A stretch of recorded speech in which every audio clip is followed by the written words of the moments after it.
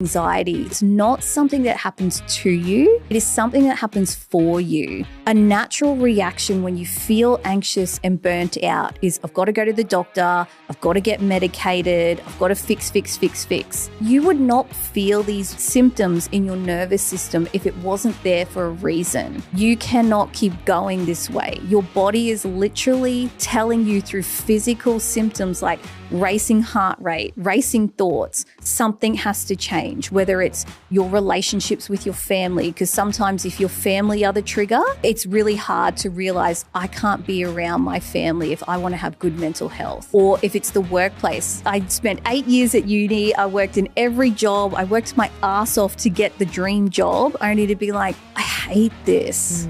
And that's really anxiety. Tell me like, this is not for you. Feeling confident in your skin is so much more than what you see in the mirror. And how can you feel good? Well, that starts from within. Welcome to the In Your Skin podcast. I'm Christie. And I'm Anna. Join us each week as we sit down with world-leading experts and thought leaders to delve into the latest insights, groundbreaking research, and cutting-edge advancements in wellness, longevity, and beauty. Sheena, it is so nice to have you on In Your Skin podcast. I'm going to get straight to the point. What does burnout mean? Oh, that is a really big question. But basically, burnout is when you reach that state of just physical, mental, spiritual exhaustion. It's like, it's not just the exhaustion you have after a big day. It's that you feel it in your bones almost, that kind of exhaustion. I would say if you're feeling like that and you just, no matter how many cups of coffee you have or how good your wellness routine is, you just can't get back on track, I would say definitely burnout. And how did you get to the point of talking about burnout? My private practice, so I have my own private practice as a therapist, and for a while I was very much specializing in anxiety in high performance women. So women in media, women in a lot of high performing roles, CEOs, that kind of thing. And all of them were coming to me too late. They'd been anxious for years now, and what they were really presenting was burnout. And so it just made sense to specialize in burnout because that was really what I was treating, was burnout, because the anxiety had been going for so long. And is burnout the same as feeling stressed?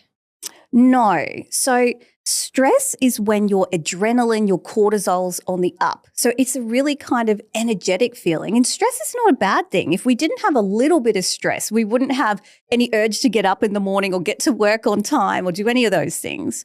But burnout is when you've gone past the point of stress, you're now anxious and you're living in a sense of fight, flight, freeze or fawn, like those very survival mode. You've been living in survival mode for months or years, and the burnout's kind of the other side of that. Like your body is screaming at you, hey, we can't keep doing this. Yeah. So stress is more of like that upward feeling of like anxious, adrenaline fueled. Burnout's the other side where you're just like, I'm done. Like it's physical, it's exhausted, it's almost on the downward spiral. So do you know if you're going through burnout? Yes. So anxiety, again, is very hard, adrenaline fueled and that kind of thing. Burnout is very much, I wish I had the energy to do all these things, but I can't. Like I can't say yes to another thing. I want to go. And I think that's a really important difference between burnout and depression too, because that's a big question I get is what's the difference between burnout and anxiety and depression? Because a lot of the symptoms of burnout are very common in depression, that feeling of I can't get out of bed, I'm tired, like I'm just not enjoying things. I think the biggest difference between burnout and depression is you just don't even feel like doing things anymore. You don't want to see your friends. You don't want to do all the things you used to love. You don't have the energy for it. Whereas burnout, you still want to, but you're just so exhausted, you just don't have the energy to. That's really good differentiation anyway, because I've experienced burnout, many years ago after not listening to my anxiety that I was constantly going on and the stress and juggling multiple things, whether it was business, babies, trying to look after my health or not looking after my health. There were so many different things that just were piling up. And it actually took me, I would say, 3 years to recover from burnout. I mean, it would have been multiple things that I was working on because the impact of it was gut issues. Yes, I wanted to go out but just felt exhausted. But it was also the things that kind of piled up after that from a health perspective. And so, are you seeing that a lot with women that you work with in particular? And who do you think would more present with burnout? Yeah, absolutely. So definitely women who typically are high achievers, so you love getting an A+, you love that pat on the back from your boss going, you're doing really good. It's definitely me. Yeah. I love good pat on the back. Yeah. No, I think we're all a little bit like that. We're very much in this status-driven society, right, of like who can earn the most, look the best, do the things, and we've got to look perfect and our house has got to look perfect. So we're all trying to live up to that standard. But you're exactly right. Burnout hits when it's been years of anxiety, and often I'm seeing in my clients as well the gut issues, IBS, unexplained issues. So cortisol and adrenaline affect your organs. Now, your skin is an organ, your lungs are organs, kidneys, uterus. So a lot of my clients who have trouble falling pregnant, who need IVF, endometriosis, PCOS, if we go back, if we really dig deeper, there's some childhood trauma there that they haven't dealt with. And so that's why burnout hits so hard, because not only are you going, okay, I've ignored anxiety for years, but what's underneath the anxiety? And so I recently posted a reel about this that kind of went a little bit viral because I sort of joked that I say I'm a burnout therapist, but I'm really a trauma therapist because a lot of my clients, if I said, oh, hey, come to me and talk about trauma, they're like, I don't have any trauma. But if I say, come to me for burnout, they come. And then when we unpack a little bit, we sort of go, did your parents ever tell you loved you when you were a kid? Oh, no, never. Oh, wait, when I lost all that weight, they did. Or when I worked really hard and got that A+, I did. And it's like, oh, did they just validate who you were as a person? Oh, no. Did you ever feel safe, like you could talk about the things going on for you? No.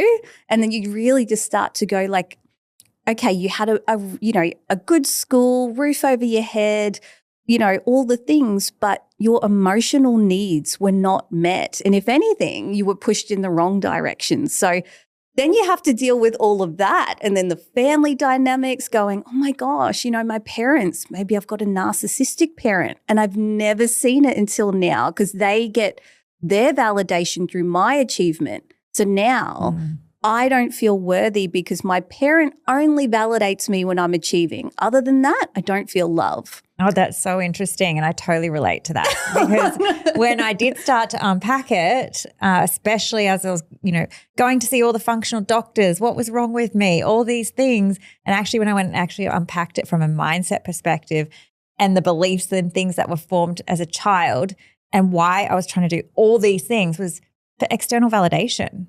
I am good enough and all those kind of things. No wonder it led to burnout. Yeah, exactly. And that's why we're all burning out because we're all trying to reach this unreachable status point, So it's just learning that I'm just as good as I am. I'm just as valuable scrolling Netflix, scrolling TikTok as I am when I'm earning money or looking a certain way. So it's really important to unpack that, but you don't realize that's what's going to happen because a lot of the women who come, they're like, oh, work's just been really stressful.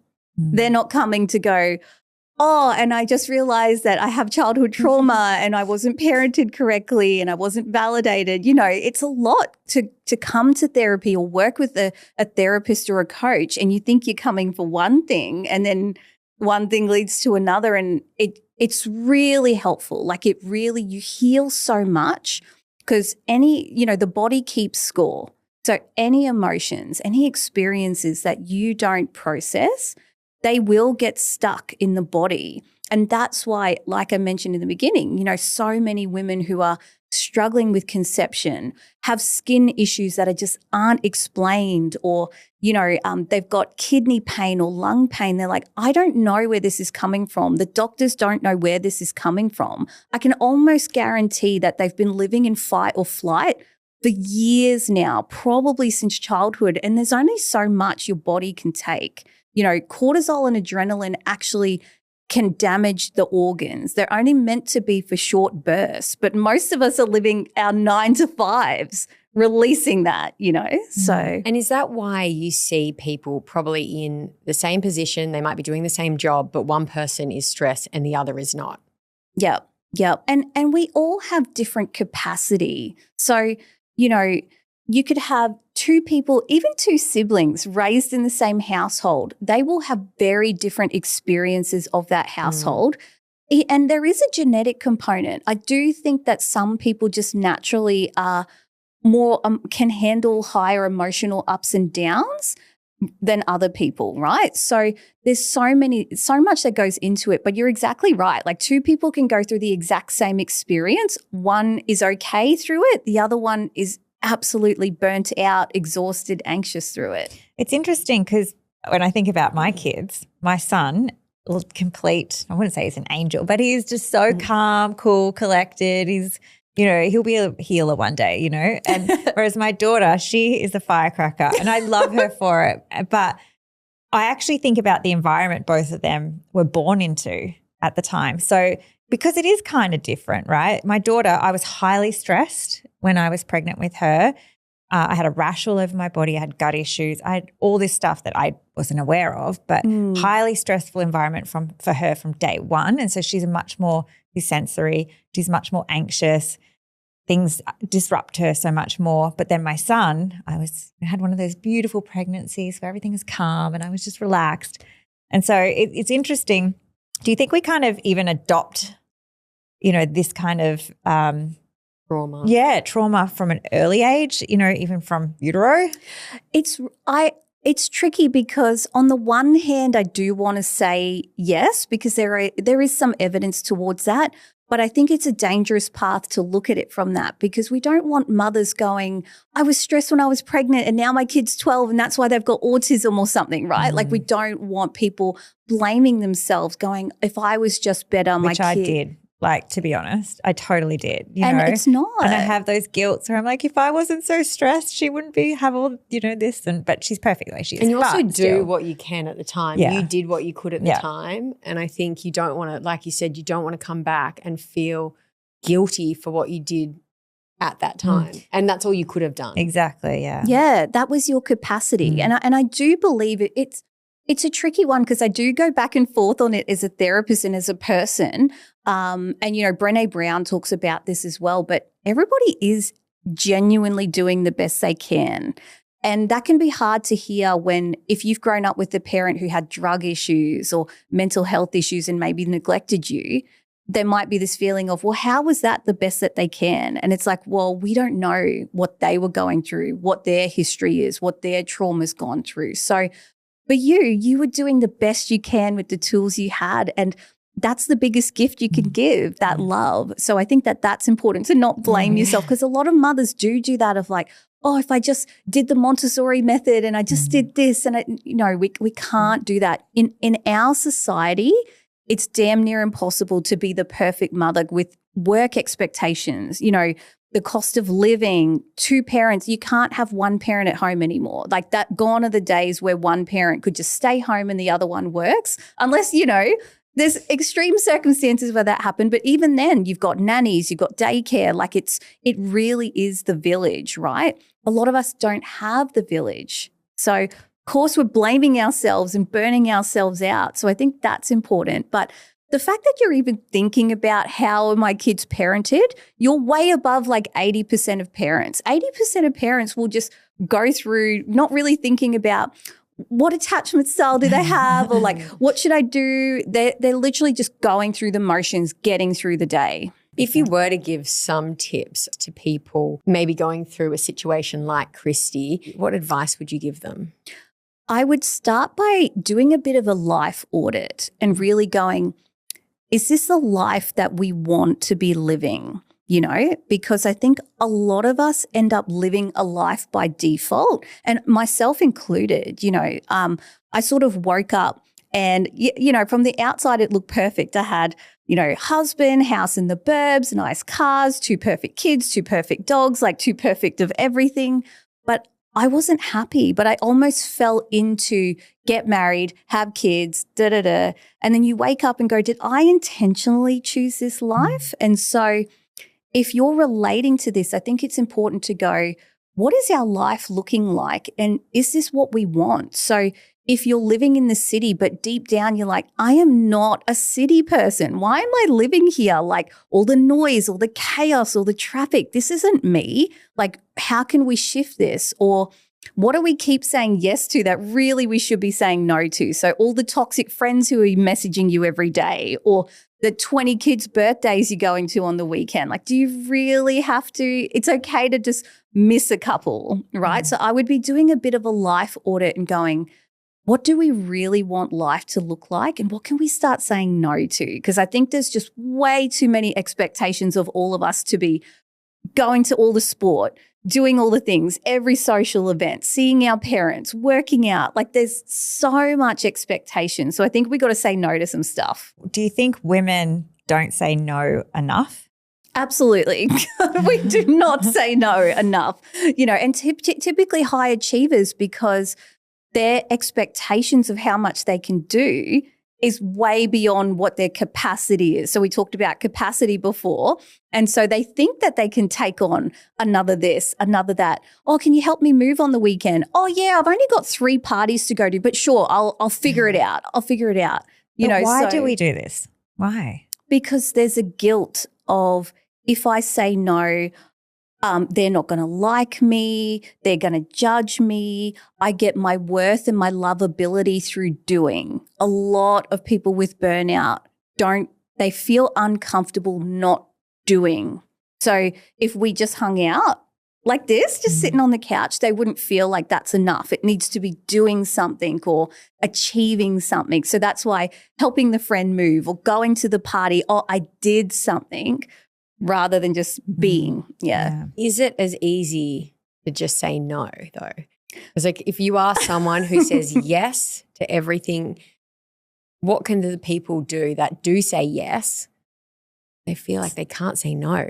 It's tricky. It depends on the situation, but it will feel uncomfortable at first. So it's starting with something small, or you can either start with something small or start with the thing that's bugging you the most. So for example, let's say you've got a bit of an overbearing mother-in-law and that is driving you crazy. She's at the house 3 times a week. You just feel like you can't talk to your partner. She's trying to parent your kids. Like this comes up sometimes, right? I have a friend.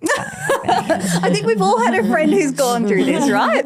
And so it would be her to say no and tell her partner, hey, you've got to say no too. This is a team effort, or I've got to put a boundary in place, or even if it's their own parent, because generally I would say in couples, your family, you deal with it. So let's say it's their own parent coming up too much. It would say, look, they've got to have that thing of having that conversation of going, oh, look, this, that, and the rest of it, we're just going to, we're only going to see you once a week, and then hold that boundary. That person's going to get annoyed initially, but it's really learning to sit with the discomfort of saying no, because if you're a yes person, saying no is going to be really hard initially, because you're like, oh, they're going to hate me. This is going to ruin our friendship or our relationship. It's never going to be the same, and really just catastrophizing over nothing. And it's also surrounding yourself with people that understand your situation and not judge you, so they allow you to say no. I think that's really important. And actually just practice not over-explaining either. So a big part of no, particularly for people pleasers, is they feel like they've got to give this long-winded explanation. So let's say, Anna, you go, oh, hey, Sheena, do you want to catch up for a coffee on the weekend? But I'm exhausted. I've had a really big week and I kind of just feel like being a home buddy. A healthy thing would be, if we have a really good friendship, I just go, oh, hey, Anna, I would absolutely love to see you, but I'm just not feeling it. Can we do it next Tuesday? And you'd be like, yeah, I totally get that. I've been there. Fine. If it's the 10th time I've done that to you, you might be like, Sheena, you've got to get out of the house at some point. Or like, this is affecting us. That's different. But if I'm still new to this, I might go, oh my gosh, Anna, I've actually got this on, and then I've got to go see my mum, and then I've got this on, but let's do this another time and I'll make it up to you. And then the nenext time I see you, I go above and beyond, like I'm buying you a gift because I've missed a coffee or something, you know. So that's the overcompensating for saying no too. It's just kind of like no that's enough. I feel like that was me in my younger years, but I've learned to say no later on because I kind of know what I want. I know how I feel. And if they're not going to be happy about that, then they're probably not someone who should be in my life. So. I also think when you become a mother too, you've obviously got a little baby or kids to start looking after, and that takes up more of your time. You kind of get a bit harder with your nose. I think you have to anyway.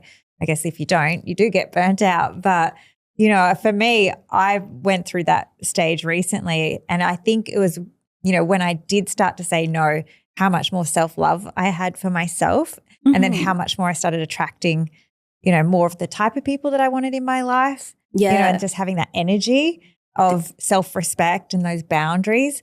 And, you know, yes, there were some people that kind of slipped away, but the people I've got around me now are so much, you know, more richer in terms of relationships. Absolutely. So no is setting a boundary. And the thing about setting a boundary is there's that quote that goes, people who do not like your boundaries are the ones who take advantage of the ones that of you not having them, basically. So if someone is used to Anna just going, anytime I ask you to do something, you do it, and then one day you turn around and go, actually, I'm busy, I can't help you. If they're like used to you being their little lackey, they're not going to react well, particularly if they're not a healthy person. So initially they're going to not take the no well.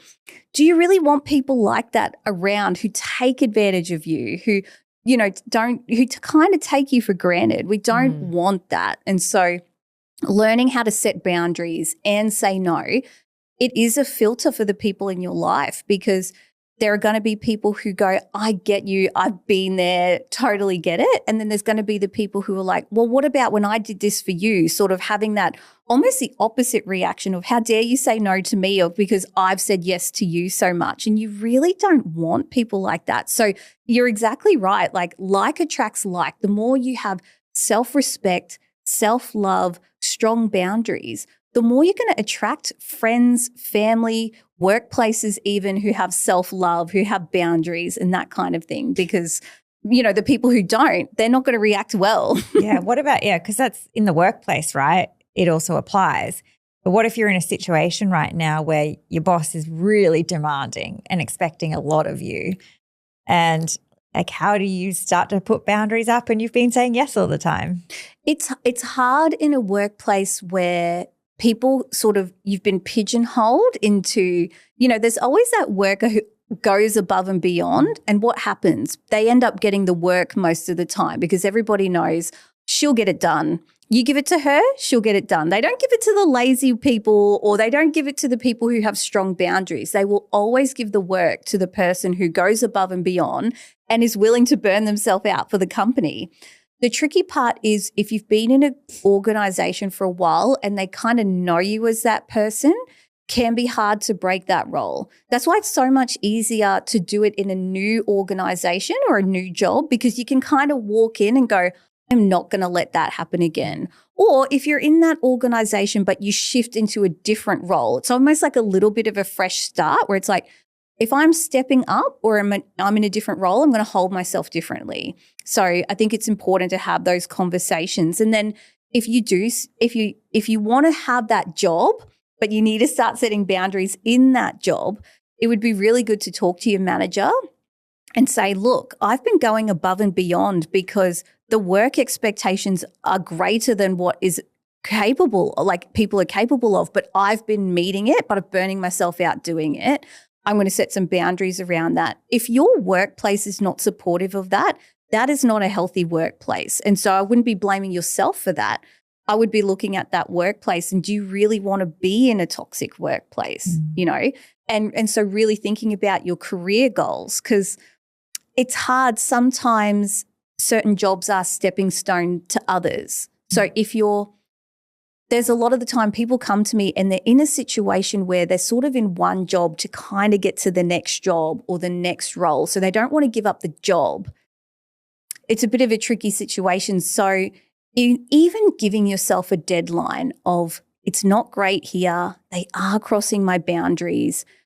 Do I feel okay to do 6 months? Is there a sense of relief knowing I've just got to stick it out for 6 months and then I'm out, or 12 months? Because I think not having an exit out is when you just get so overwhelmed. You just feel like, is it going to be like this forever? But if you kind of set a deadline like, yep, 3 months and I'm out, 6 months and I'm out, it just goes, you kind of don't take it as seriously. You're like, whatever happens, it's going to be okay. Kind of goes the same for relationships too, right? Relationships, yeah, you name it. And just when it comes to society and society's expectations, does that contribute to burnout? Absolutely. So I think it's really important to have this conversation because, yes, there's all the internal stuff that happens, our self-beliefs, our self-talk, our personal experiences that we've had in our families and our childhood. So there's definitely individual factors that contribute to this, but the societal ones are, social media is massive. So if you have a generation of us who haven't been validated and then you give us a platform where we can seek validation from strangers. It's all about validation. It's all about that and worthiness and feeling and that feeling. So how can I create a feeling of validation and worthiness and success without all the external? How can I almost create that from an internal feeling? And it's basically setting your own personal goals, both intrinsic and extrinsic. So extrinsic goals would be, I want to have a certain house, or I'd love to live in a certain area, or I want to live by the beach or something like that. And an internal goal would be, I want to be a good mum, or I want to be a loving mother.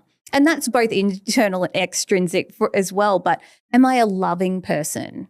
Would people describe me as a loving person? Can I get through my day and go, I was a really loving, caring person today? So I think it's being able to validate and find worthiness in yourself is really important. But yeah, it's societal expectations on us. Again, it's so hard to live in like a capitalistic society, right? When it's always the next big thing. It's never just, a few generations ago, you bought a house and you lived in that house your whole life. Now it's like, oh, this is my starter home. And then once we earn more money, we're going to get the next home. Yeah. And then once we earn more money, we're going to get the next home. It's just never enough. And I think this is why it's so important to come back to those really practical activities like, what is my ideal day? If I could live my ideal day, is it, living by the beach? Is it living in the country? Is it seeing friends and family every day? Really being truthful to yourself, because a lot of us, again, just end up in situations where we lived our life on default and all of a sudden we wake up and we're like, this is what my life looks like. We were actually talking about it today, about how we wish we appreciated when we're in our 30s, when we're in our 20s, because you get to a certain age and I'm almost 40, Christie's 40, and we just are kind of like, why didn't we like really appreciate where we've come from? And you are always just trying to get to the next point, to the next point, to the next point. But it's like, then the points are going to be over it and you're not going to be able to live anymore. So it's really kind of absorbing yourself in the life you're living and the moment you're living. Yeah, absolutely. And something I've been talking a bit on other podcasts and in some articles recently is a lot more people are having that midlife crisis in their 30s because it's like exactly what you're talking about. You get the house, the car, the kids, the everything, and then go, okay, I've got everything I've ever wanted and I'm deeply unhappy. I'm still burnt out. I'm still anxious. I still don't feel enough. And people used to wait till their 50s to do that. And now we're all doing it earlier. Yeah. Is that what a midlife crisis is? Yeah. So from a developmental psychology perspective, there's different things we predict for different ages and different developmental points. And generally it used to be sort of the 50s and 60s of once you've sort of achieved certain goals in your career, that's quite common that people realize that they've been either working too much or living someone else's dream. A lot of people back then were pressured, you've got to be an accountant. there was no choice in what career they had. It was just their parents are like, you will be an accountant. You will be a lawyer, a doctor, engineer. And then they kind of wake up and go, I've lived someone else's life, or you must marry this person, or you must marry this type of person. So they chose someone who ticked the boxes or was good on paper, but they don't really love that person, or they haven't had that connection or things like that. So it's happening earlier though. But how do we, I guess, so we don't get to that point, but how can we build our self-worth and know what we want? I think working with the therapist is really important, because you need to understand what are the limiting beliefs that got you here. So for some of the high-performing women that I work with, because I work with a lot of high-performance women, there has been a sense of my childhood or my parents don't really love me unless I fit a certain box. And then if you get that from your parents, then you sort of attract a partner who might be similar feeling or thinking to your parents of, is my partner still going to love me if I gain 10 kilos, or do I just know that they would leave me? Right? Because if your parents taught you have to look a certain way, be a certain way, otherwise you're not lovable, you sometimes attract a partner like that. And that's not nice to feel like that love is conditional. It's not about who I am internally. It's about, I meet your ex, I'm good on paper for you. You don't really love who I am or how I go about being. Does that make sense? Is that where those attachment styles come in? There is some thought in relationships sometimes, and this is again where burnout in relationships can happen. And the holistic psychologist, Dr. Nicole LaPera, talks about this too, is when you haven't done the work after leaving home. So you leave your parents' house. If you don't do the work before you get into your relationship, which I know I basically went from living with my parents to living with my boyfriend, who then ended up being my husband, right? That was me too. Yeah. So I didn't do this work. I cried when I left home. I loved home so much. I was like, I don't want to leave my mum and dad. I know. I was the baby too. So I was like the last one out. So they were really attached to me too. So, but sometimes what can happen is you unconsciously, this isn't something we do, we think that we're going to do this. It just kind of naturally happens, is we choose what feels familiar, even if it's toxic, even if it's not great. If it feels familiar, that's what we'll gravitate towards. And so if your childhood or your parents or your family wasn't the healthiest, you'll sometimes attract someone who's very similar to the way you grew up, because there's a part of you that wants to resolve that. It wants to see that out and heal that. Now, if you get into a partner or a husband like that, you can grow together. I don't want to say that you have to end things, but, I know certainly for me, I went through a separation about 18 months ago, and I had to do a lot of reflecting during that time, before, after, everything. And there were a lot of aspects of that relationship that replicated some of the things that weren't so great in my childhood. Mm-hmm. There were amazing things that happened in my childhood, but there were definitely certain things that weren't ideal, and I was replicating that in my relationships. So once I started growing and healing as a person, I didn't want that in my life anymore, but that was such a big part of my life. So I had to really sort of let go of that person and that relationship, so I didn't keep having that pattern play out. This podcast wouldn't be possible without the support of our sponsor, Whoop. Hey, Anna, what was your sleep score last night? Well, wouldn't you like to know? No, it was 87%. What did you get? 100%. Of course. Whoop has me dialed in. Okay, tell me a secret. Well, I've been going to bed really consistently, and I've been taking my Into Magnesium supplement, of course. Plus, Whoop tracks my sleep performance, how much sleep I got versus what I actually needed.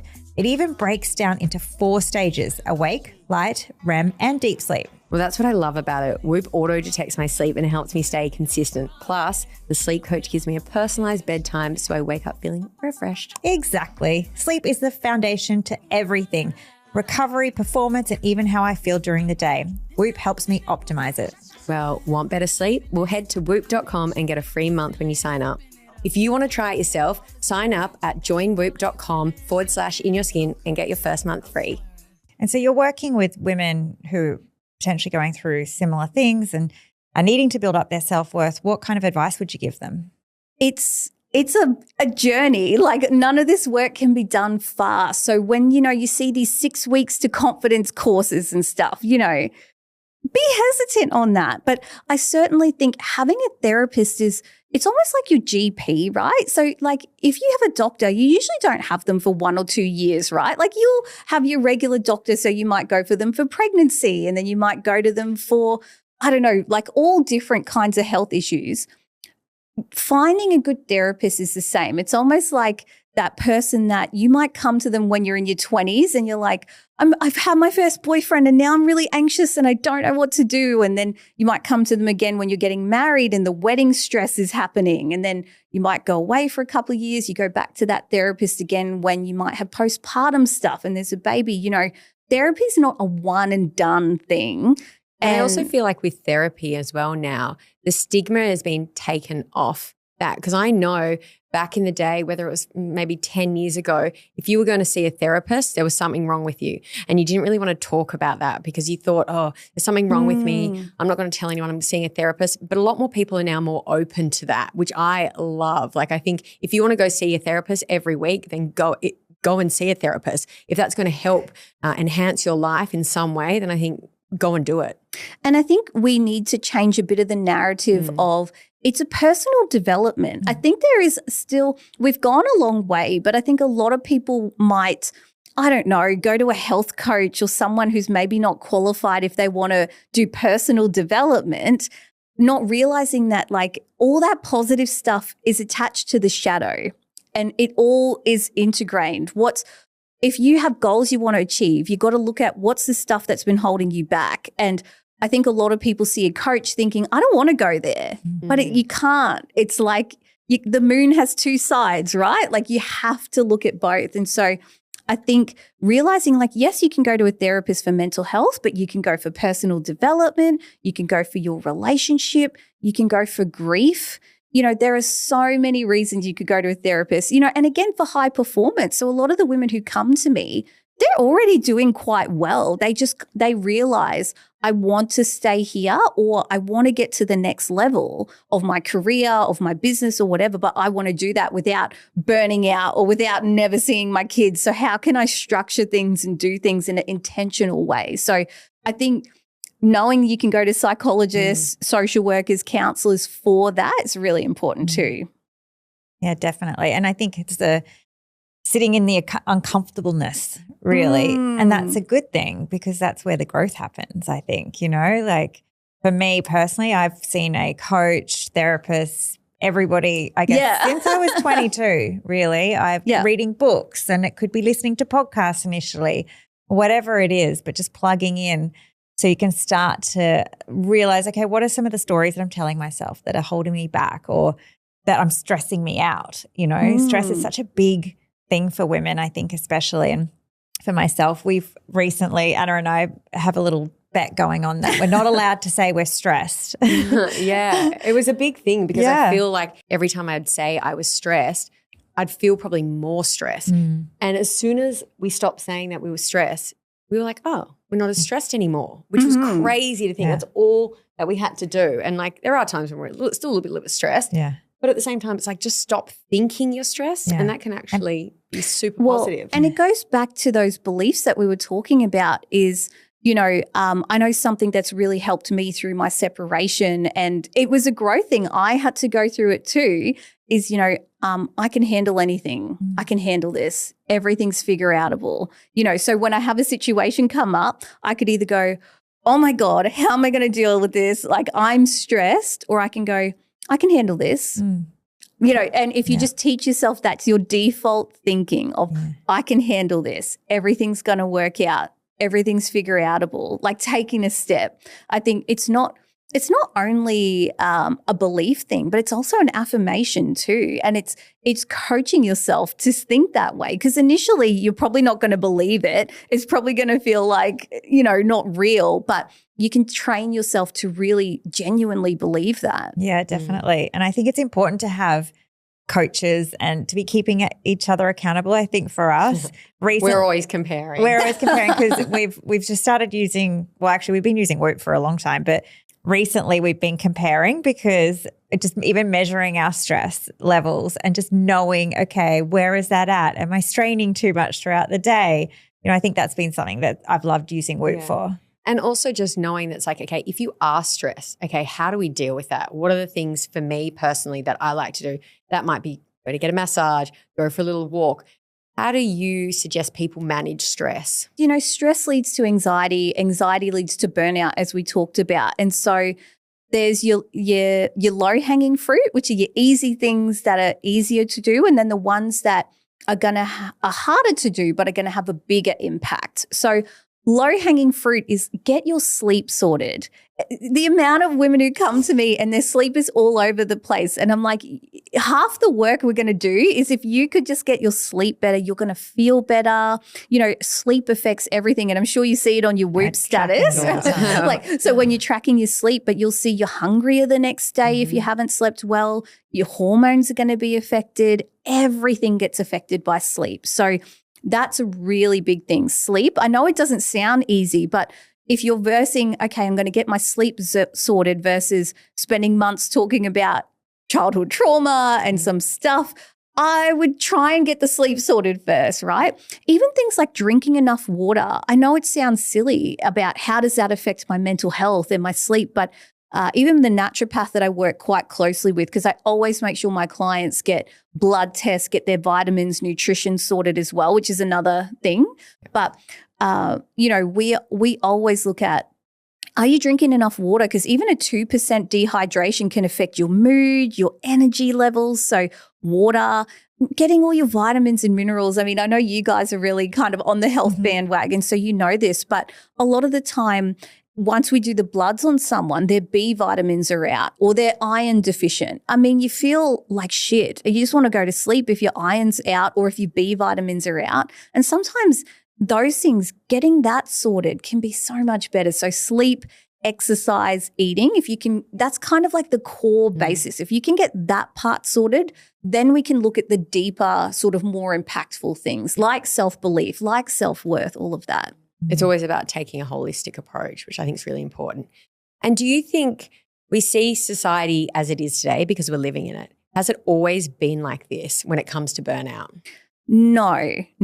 And don't get me wrong, society, so previous generations really were in survival mode in that, there were world wars going on, there was famine, there was real, genuine poverty. So I don't want to say that there wasn't burnout the way we see it, but the burnout was from different causes, right? And it was a genuine, it wasn't sort of mentally created. It was like there was a genuine reason to feel that stress, like, family members are passing away, all of that sort of stuff, right? Nowadays, a lot of it is mental and the environment we're in, right? Like we're constantly dealing with traffic and chaos. Like none of our day is slow. I know for lots of the women that I work with, the morning is chaos, getting themselves out the door, the kids out the door, getting to work on time. It's mayhem. Yeah. Getting, when you're at work, there's no reprieve. If you actually take a lunch break, it's like a whole big deal, because if they know that you never take your lunch break and you always work through lunch and then you set a boundary of, I'm actually going to take my 30 minutes. It can be shocking for some people. Then you get home, then it's feed the dogs, feed the cats, feed the kids, feed yourself, get a workout in, make sure you make love to your husband. Like you're trying to tick all these boxes, right? If he's lucky. Like you're trying to sort of mentally go through what are the things I'm supposed to do. We were never this busy. Like never in history have we been this busy. And not just that, but the amount of information that we get in. So but it's the world we're living in. So what do? We have to feed our kids. We have to go to work. Yes. We have to drive to the office in traffic. What do we do about it? So it's twofold. One is really looking at that internal stuff like we talked about. Why do you feel the need to go above and beyond? Like why is it so hard for you to pull back? Why do you have to go above and beyond constantly? Like what would average feel like to you? sort of thing. I don't know. For some people, or it's actually, again, going back to when you work with the therapist, like there's a lot of visualization tools that I get people to really tune into their body, use their intuition, but really asking if you didn't have any obligations, if money wasn't an issue, if you could do whatever you want, what would your day look like? And for a lot of them, again, like we talked about previously, it's realizing I never wanted to live where we're living. I don't want 2 kids in an apartment, but that's all we could afford. And it's like, well, why are you doing that? If that's genuinely not who you are, why are you here? And they're like, I don't know. And so it's actually going, maybe we should sell the apartment and move to the country and actually doing something physical, like changing your environment. If you know that environment's no good for you, why are you staying there? Same with being in a toxic workplace. Why are you still there if you hate it? You don't like anyone. And for some people, it's just a habit. If you've been at an organization for 5 years, 10 years, pay's okay, it's really hard. It's really scary to leave that because that's your comfort zone. So it's really asking yourself, what do you think would happen if you took another job? Or better yet, start your own business. You could make 10 times what you're making. Yeah. It is really about taking that first step, because I've been in those situations before, and I was a lawyer and I felt like I was going to just do it forever, even though I didn't like it, because I was too afraid to sort of step out of that and try something new. So if someone was in that situation and they want to get out of it, but they are too afraid, what advice would you give? You don't have to take action right now. I think sometimes it feels like I have to do something right now.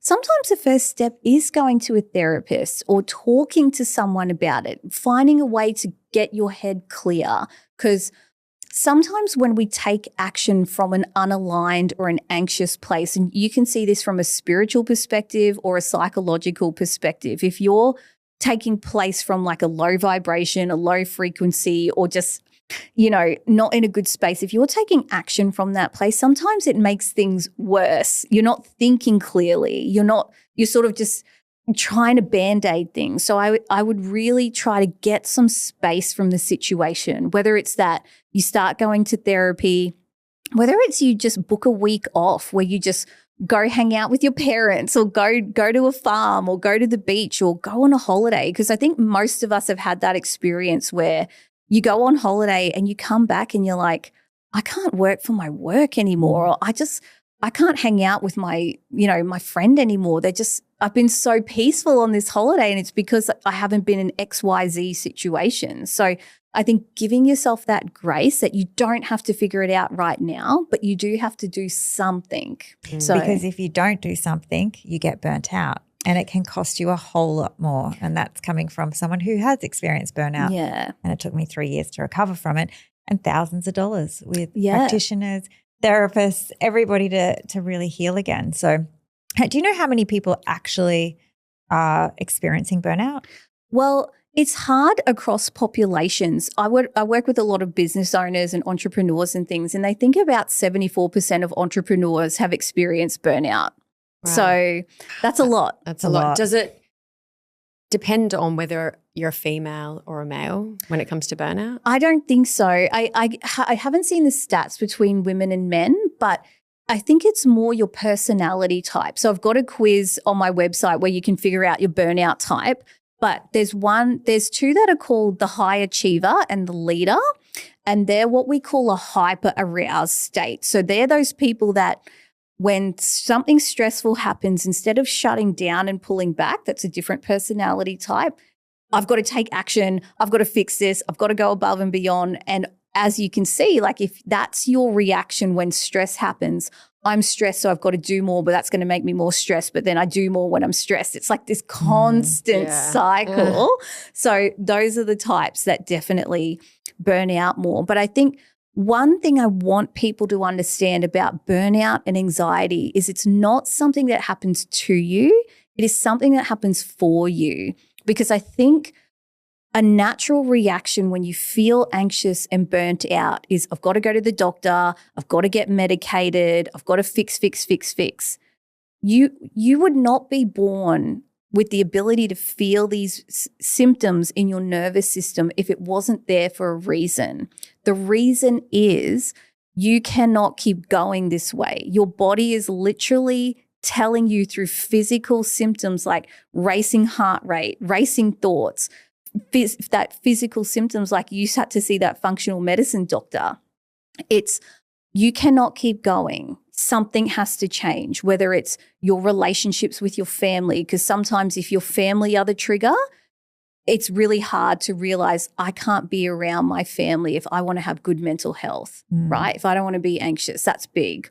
Or if it's the workplace, again, for a lot of us, myself included, I spent 8 years at uni. I worked in every job. I worked my ass off to get the dream job, only to be like, I hate this. And that's really anxiety provoking. But the anxiety was there to tell me like, this is not for you. And you do feel like I had a friend back in school who I just remember always feeling there was something not right with our friendship. And as soon as we stopped becoming friends, it was like this weight that lifted off my shoulders. And I kind of felt like she's a great person, but we just weren't great as friends. And it was just like that weight. And I feel like, okay, now I can move on. And I think that goes with all the things that you've been saying about you've just got to, if it is your family, you might have to separate yourself, even if it's just a little bit more than what you're doing at the moment. But it's really sort of, surrounding yourself with the people that are really going to uplift you and your life and get rid of the people that aren't doing that.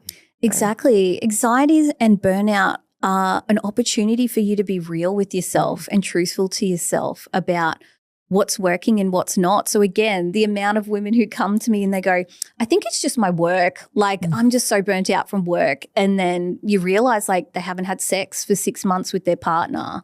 Them and their partner aren't connecting. And then you dig a bit deeper and they're like, I don't know if I'm happy in my marriage, but I'm so scared to face that because of the ramifications of kids, houses, money. It's like they know that this thing is lingering, but that's what the anxiety is. It's like, I'm going to get you to face what you're not facing, whether that's work, relationships, family, friendships, And I love that quote. Oprah was the original one to say it, and then Kim Kardashian said it again. But it's like, you can love someone but not have them in your life, right? So you can love your parents deeply and admire them even, but know that when you're around them, they're just triggering. And so it's okay to love them from afar. Same with your friend. You can acknowledge she's a great person, all of this, but when I'm around her, it's just not good for me. So I love you, but from afar. Yeah. Then that's okay. And same with jobs too. Like there's some workplaces that are great for other people, but not for you. And that's okay as well. I like how you put that. It was really nice. Now Sheena Schuy has said it. I love Kim Kardashian and Oprah. Yeah. I didn't get the quote exactly right. I need more coffee for that, but yes. So many great insights. And I know our listeners would have, got so much out of this conversation, and hopefully we'll take some action and, whether it's going to see a therapist, sleeping more, exercising, maybe blocking that friend that's really triggering that. But I think there was so much in there and so many amazing insights that you shared with us today. So thank you. Oh, thanks for having me. It was such a good chat. We always ask our guests one last question. What does feeling great in your skin mean to you? Oh, that's a great question. What have other people said? I'd love to know. Everyone said something different. So it's what it means to you. Okay, so can you ask me the question again? So what does feeling great in your skin mean to you? Feeling great in my skin is when I'm living for me and nobody else's expectations. When I'm working out for me to feel good, now not how I'm going to look to someone else. When I'm, doing things like working or whatever it is, if I'm doing it for me, that's when I feel good in my skin. Love that. So good. Yeah, thank you. So and much. where can we find you? On social media? Website? Yeah, definitely. So I have my podcast as well, Burnout to Brilliance. It's all the places. And then on Instagram's my main hangout at Sheena Holistic Therapist. And you can also find me on TikTok. I have a little bit of different content there. I'm going to go check it out. I know. I love TikTok. I feel a bit more free on there. So you can find me. It's sheena.schuy on there. Great. Awesome. Thanks so much.